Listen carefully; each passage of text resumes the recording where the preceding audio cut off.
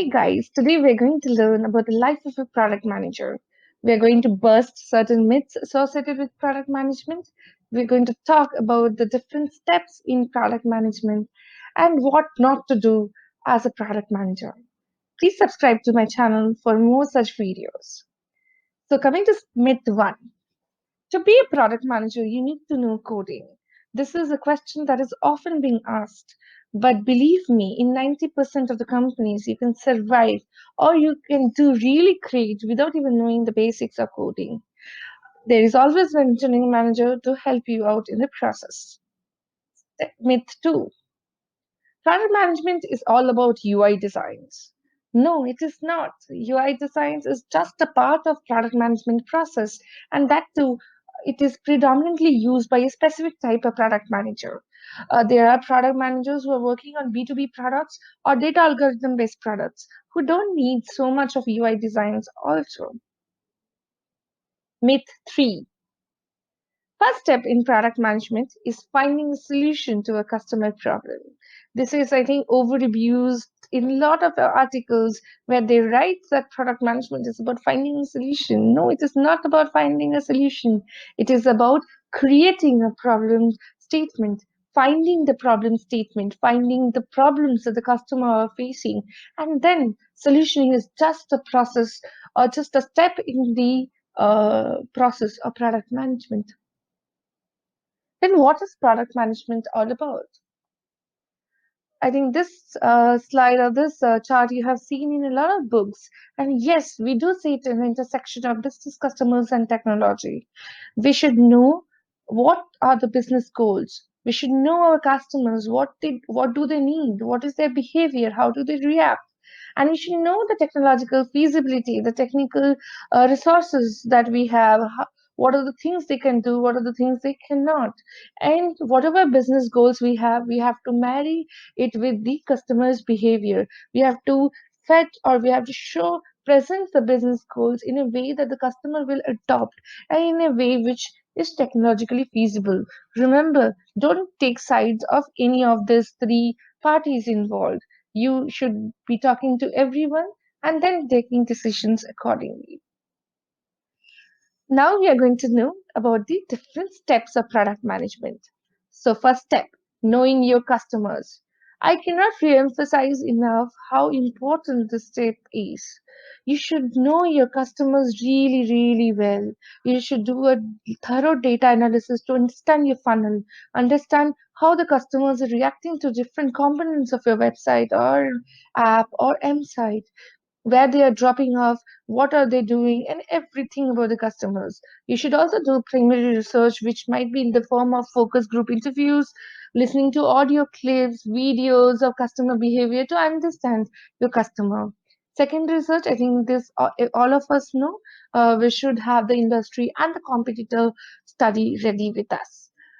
This fourth step is very important. We should talk to our support staff, field staff, business staff to know what the customers are actually doing.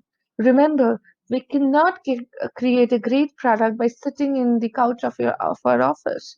We have to talk to the customers. We have to be in their shoes to understand how we can marry the business goals to the customer needs. Step two, understanding the gaps and arriving at the problem statements. So, when you have done a lot of research, you will find that there are some gaps which your product can fulfill. There are some gaps existing in the current product. There are some opportunities existing in the market. There are some statements which are a business need which you need to solve, like cost has increased. So, how can you reduce cost? How can you reduce the drop off percentage on specific pages of the website? How can you increase the number of leads that your website is generating, or how many payments that is happening in your website? So be objective when you define your problem statements. Step 3, define your problem statements and goals. Step 4, prioritize the problem statements that you want to solve. Many times you'll come across 100 different problem statements, and everybody will be pushing you to prioritize the statement that they thing is the most important. But as a product manager, you should have an objective analysis. You should use IC framework or other frameworks available in the market to arrive at the top 5 or top 10 problem statements that you're going to solve in the next coming quarters. There's a video that I've posted on how to prioritize the features. You can go through the same. Step 5, fix the top goals and metrics that the goals are going to impact. So once you have arrived at the prioritized leads, you should know the projected impact. So suppose you're revamping a particular page, you should know what is the increment in the percentage of leads that the page is going to generate. And these projections should be ready and should be fixed before even you start the solutioning. Step 6. Here comes the solutioning part. After we have gone through 5 steps, here comes the solutioning part. So, to arrive at the solution, even you have to do a lot of research. Believe me, research is a very important element of product management. So, you should do a data analysis, you should do industry competitor benchmarks, you should talk to your key stakeholders to understand how whether the whatever solution that you are trying to propose, whether that is going to meet the problem or not. So you can do a lot of prototyping and showing it to the customers, getting their feedback, and then arriving at a fixed solution to implement. Step 7, making the PRT. I think this is what many think, that product management or product managers are all about making PRTs, but that's not true at all. Um, PRT is just a step in the process, and this is the 7th step. And you can actually watch my video to understand how to create the most perfect PRT, which covers all areas from research to design to features to metrics. So please watch that video. Step 8, track the success of your features. This is very, very important. I think many a time, especially B2B product managers, think that they have launched a feature, the job is done, they move to the new project. Many a times, even the management doesn't think that the feature needs to be experimented or the feature needs to be tracked. So you should understand that your solution is never perfect. So you should know how much of your solution is actually solving the business problem.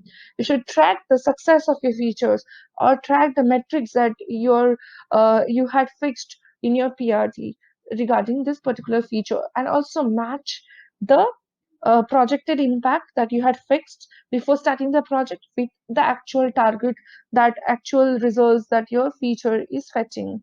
So this is very important. Step 9. If it is successful, remember it's a party time. Don't forget this.